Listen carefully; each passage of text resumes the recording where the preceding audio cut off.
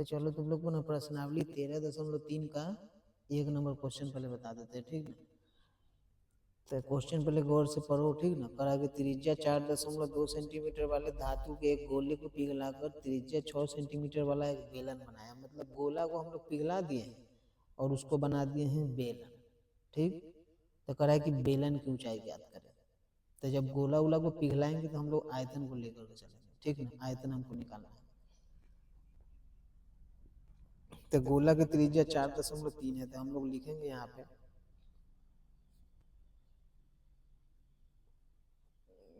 गोला का त्रिज्या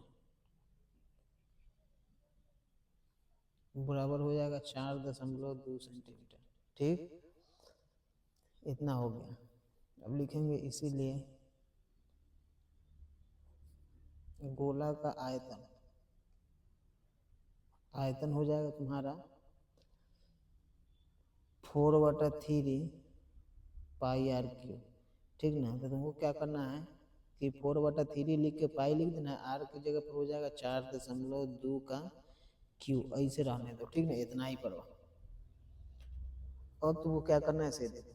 अब करा है कि इसी को पिघला कर, ये आयतन को पिघला कर बेलन के आयतन बनाया जाता है, मतलब बेलन के रूप में बनाया जाता है। लिखेंगे हम लोग फिर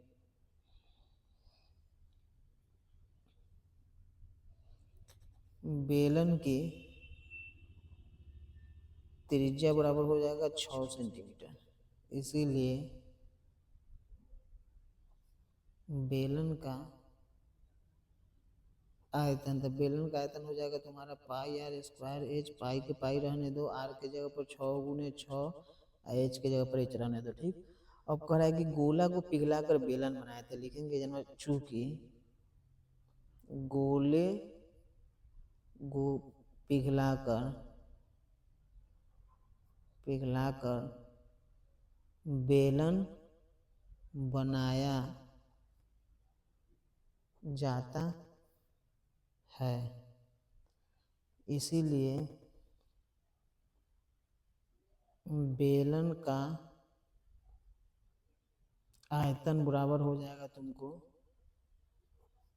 गोला का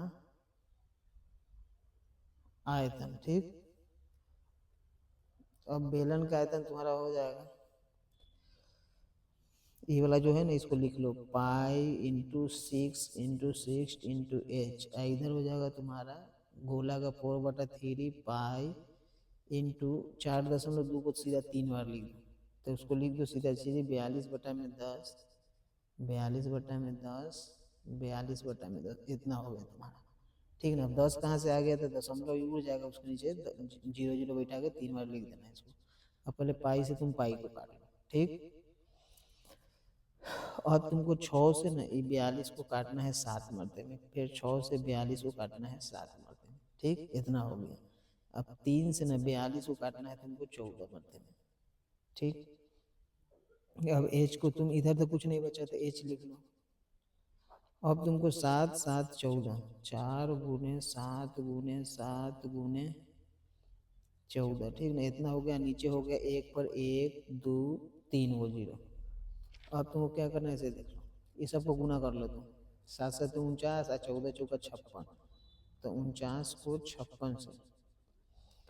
अब 9 चौक 54 के 4, 6 चौका 24 और 5 29, 9 5 45 का हो जाएगा तुम्हारा 5 और 4 5 20, अब 20 4 24, 4 9 5 14 के 4, 4 2 6 1 7 और 2 के 2 आ जाएगा तुम्हारा 27, 4 4 बटा में 1000। अब तुमको दशमलव के बाद 3 अंक बैठा देना है, तो हो जाएगा 2.744। देखो दशमलव के 3 अंक हो गए, 1 2 3 और दशमलव बैठ गया, ये हो गया तुम्हारा सेंटीमीटर। तो लिखेंगे हम लोग अतः, कह रहा है कि तुम्हारा ना बेलन की ऊंचाई निकालो, तो लिखेंगे हम लोग बेलन की ऊंचाई बराबर कितना है 2.7, तो 2 को 4 है ना, तो इसको एक ही को 4 भी लिखेंगे, क्योंकि दशमलव के बाद ना इस 4 का इतना वैल्यू नहीं है, सीधे 7 4 लिख देंगे, काम हो गया। और सेंटीमीटर लिख देंगे, ये हम लोग का आंसर हो गया। तो इस तरीके से तुम्हारा ये जो है ये कंप्लीट हो गया, ठीक ना। अब तुमको आना है 2 नंबर में, ठीक ना। तो 2 नंबर क्वेश्चन में देखो कह रहा है कि 6 सेंटीमीटर, 8 सेंटीमीटर और 10 सेंटीमीटर त्रिज्या वाला 3 ठोस गोलों को पिघलाकर एक बड़ा गोला बनाया जाता है। मतलब कि 3 वो गोला है, उस तीनों को पिघला के एक बड़का वो गोला बना लेंगे। तो कह रहा है उस गोले की त्रिज्या निकालें। तो तुमको क्या करना है कि लिखना है, अब ये तीनों त्रिज्या को हमको जोड़ना पड़ेगा। जो त्रिज्या है ना, तीनों त्रिज्या वाला गोला है, उसको हमको पहले निकाल के आया था ना, तीनों को जोड़ना है। तो लिखेंगे हम लोग 6 सेंटीमीटर, 8 सेंटीमीटर तथा 10 सेंटीमीटर वाले तीनों गोलों के आयतनों का योग ऐसे लिख देना, ठीक ना। अब बराबर में हो जाएगा 4/3 पाई आर क्यूब, तो 4/3 लिख दो पाई, अब वहाँ हो जाएगा 6 का क्यूब। 4/3 पाई 8 का क्यूब, 4/3 पाई 10 का क्यूब, ये हो गया तुम्हारा। अब जो सब में 4/3 पाई है तो कॉमन कर लो 4/3 पाई, ठीक। अब बचेगा 6 का क्यूब, 8 का क्यूब, 10 का क्यूब, ये हो गया तुम्हारा, ठीक। अब तुमको क्या करना है देखो, अब कह रहा है कि इस तीनों को पिघला के बड़ा गोल लिखेंगे हम लोग। चूंकि तीनों गोलों को पिघलाकर एक बड़ा गोला बनाया जाता है। मतलब तीनों को पिघला के, तो इसीलिए बड़े गोले का आयतन बराबर तीनों गोलों के आयतनों का योग। मतलब हमको ना तीनों को जोड़ देना है। तो बड़ा गोला का आयतन हो जाएगा तुम्हारा, मान लो कि पाई 4/3 पाई कैपिटल आर का क्यूब लिख दो, ये हो गया बड़ा गोला का आयतन। और तीनों गोलों का आयतनों का योग यहाँ है 4/3 पाई इंटू 6 का क्यूब प्लस 8 का क्यूब प्लस 10 का क्यूब। अब 4/3 से ही कट गया, ए से ही कट गया, ठीक। अब बचेगा तुम्हारे पास कैपिटल आर का क्यूब बराबर में 6×1 = 36 को 3 मरते में, 6×3 = 18 के 8, 36 को 6 मरते में, कहला कि 6 × 3 = 36 6 36 को जो 6×3 = 18 और 3 × 1 = 216 आ रहा है। तो 216 प्लस में हो जाएगा तुमको 8 × 8 = 64, और 64 को 8 से, 8×4 = 32 के 2, 8×6 = 48, 48 3 = 51, 512। एक पर वह कर रहा है 10×10, तो एक पर कै गो जीरो, 3 गो जीरो, ये हो गया। अब आर का क्यूब बराबर सबको जोड़ लो, 1000 में 500, तो हो जाएगा तुम्हारा, पहले 6 × 2 = 8 लिखो, फिर 1 × 1 2 लिखो, फिर 2 5 7 7 के 7 लिखो, 1728 होगा। तब क्यू जो है ना सीधा आर हो जाएगा, ऐसे क्यू लिखेंगे, यहाँ लिखेंगे 1728, ठीक ना। अब तुमको क्या करना है, क्यूब लिखना है। अब 1728 का तुमको तोड़ना है एलसीएम, ठीक ना। 1728 को 2 से लगाएगा, 2 8 16, 2 6 12, 2 4 8, 2 3 6, 2 2 4, 2 2 4, 2 1 2, 2 6 12, 2 1 2, 2 8 16, फिर 2 से 54 मरते में, फिर हो जाएगा 2 से 27 मरते में, फिर 3 से 9, फिर 3 से 3। अब मान लो 1 गो 2, 2 गो 2, 3 गो 2, ठीक ना, 4 गो 2, 5 गो 6 गो 2 है, ठीक ना। तो 2 के पावर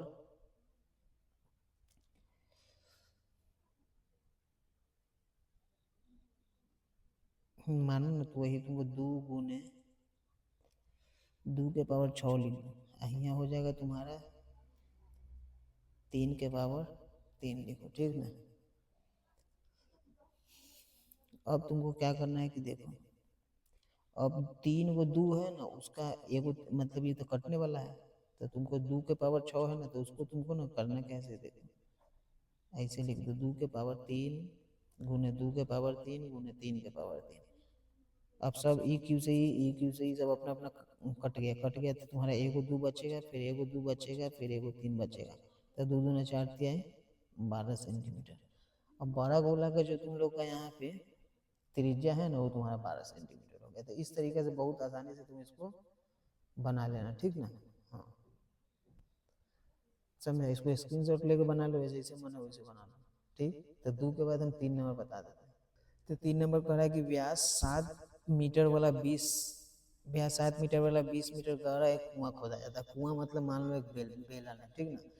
अब जो कुआं है उसका व्यास 7 सेंटीमीटर है और गहराई जो है वो 20 मीटर है, ठीक। अब कह रहा है कि खोदने से ना जो मिट्टी निकलता है उसको उसी के चारों साइड बैठा देते हैं, एक चबूतरा बना देते हैं, मतलब घनाभ के आकार का चबूतरा होता है। तो कह रहा है कि चबूतरा का क्या ऊंचाई है ये बता दो, ठीक ना। तो हम लोग लिखेंगे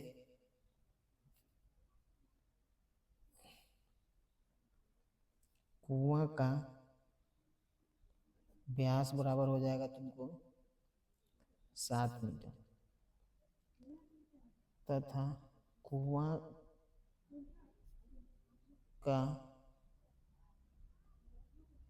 गहराई गहराई बराबर हो जाएगा 20 मीटर, ठीक। अब हमको कुआं का आयतन निकालना है, तो लिखेंगे इसीलिए कुआं का आयतन हो जाएगा, कुआं का आयतन मतलब बेलन का आयतन, तो पाई आर स्क्वायर ऐसे लिख दो, ठीक ना। पाई के जगह पर 22 बटा, त्रिज्या के जगह पर नहीं मालूम है तो व्यास का आधा कर देंगे, तो 7/2 कर दो, 7/2 कर दो, एच के जगह पर कितना है 20 है, तो 2 से 20 10 मरते में, 2 से 10 5 मरते में, एगो 7 से एगो 7, अब बचेगा 22 गुने 7 गुने 5 सेंटीमीटर है, तो मीटर क्यों लिख दो। ये तुम्हारा आ गया कुआं का आयतन। अब यही आयतन को हमको चबूतरा के रूप में बदल देना है, तो लिखेंगे हम लोग चूंकि कुएं के मिट्टी को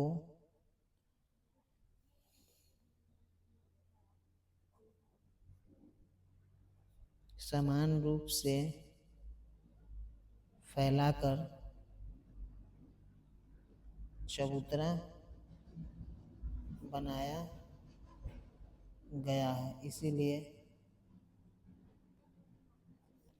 चबूतरे की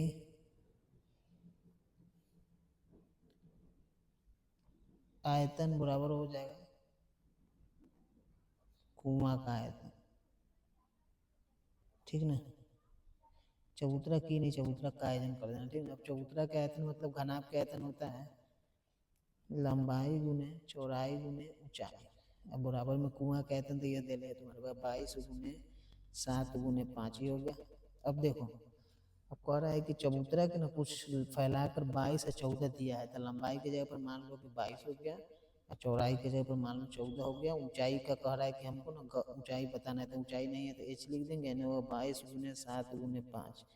अब 22 से 22 काट दो, 7 से 14 2 मरते में, अब 2h बराबर 5 हो जाएगा, तो h बराबर हो जाएगा तुम्हारा